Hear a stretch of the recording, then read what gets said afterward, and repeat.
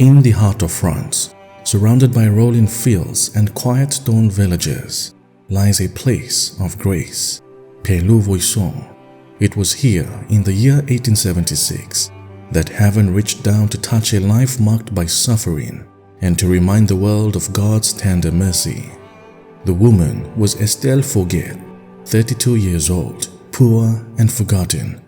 A servant in the home of a wealthy family, she had worked hard all her life until illness brought her to the edge of death. Estelle suffered from tuberculosis and peritonitis. Doctors gave her only hours to live. In her weakness, she wrote a letter to the Blessed Virgin Mary, a cry from a soul ready to surrender.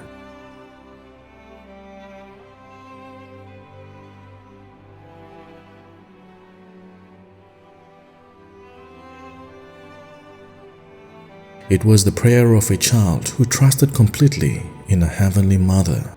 On the night of February the 14th, 1876, Estelle's room was filled with a light. Beside her bed stood the Virgin Mary, clothed in white, her mantle sprinkled with golden stars. Her presence filled the room with peace. Mary looked upon Estelle with a mother's love and said,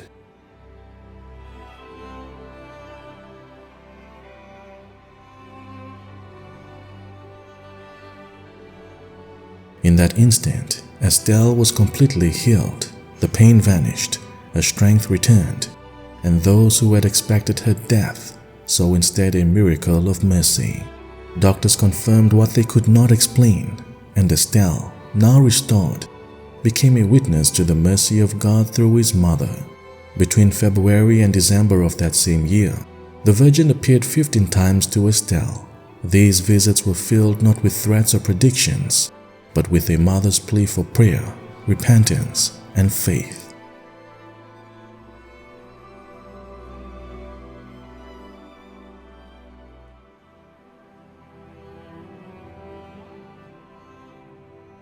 Our Lady spoke of the mercy of Christ, of the power of prayer, and of the sorrow in her heart for a world drifting from God.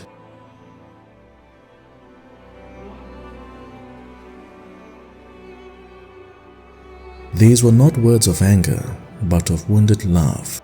Mary longed for hearts to return to her Son, for families to rediscover faith, and for France, the eldest daughter of the Church, to become once more faithful to Christ.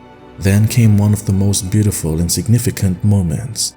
During one apparition, Our Lady appeared holding a small white scapular, 2 pieces of cloth joined by strings, on which was embroidered the Sacred Heart of Jesus, surrounded by light and love.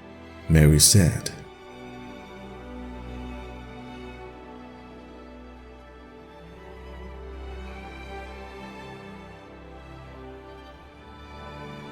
She asked that the scapular be worn as a sign of faith, reparation, and love for the heart of her Son, a visible reminder that mercy triumphs over sin.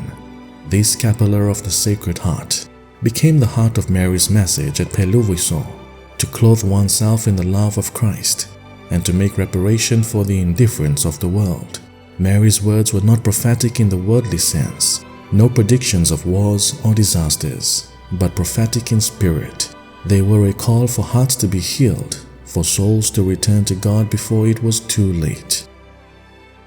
The Church, ever cautious and wise, opened an investigation. Doctors declared Estelle's cure instantaneous, total, and lasting, beyond natural explanation. The Archbishop of Bourges, deeply moved by the fruits of faith that followed, authorized public devotion to Our Lady of Pelouvouisson in 1877. He blessed a statue based on Estelle's description, and pilgrims began to come, seeking grace, healing, and peace. Years later, Pope Leo XIII personally approved the scapular of the Sacred Heart on April 4, 1900, granting it indulgences and encouraging its spread across the world. Estelle lived the rest of her life in humility, never seeking fame. She spent her days in prayer and service, welcoming pilgrims and bearing silent witness to the mercy that had saved her. She died in 1929, her heart at peace, and the cause for beatification remains open. Even now, the message of Our Lady of Peluviso continues to speak.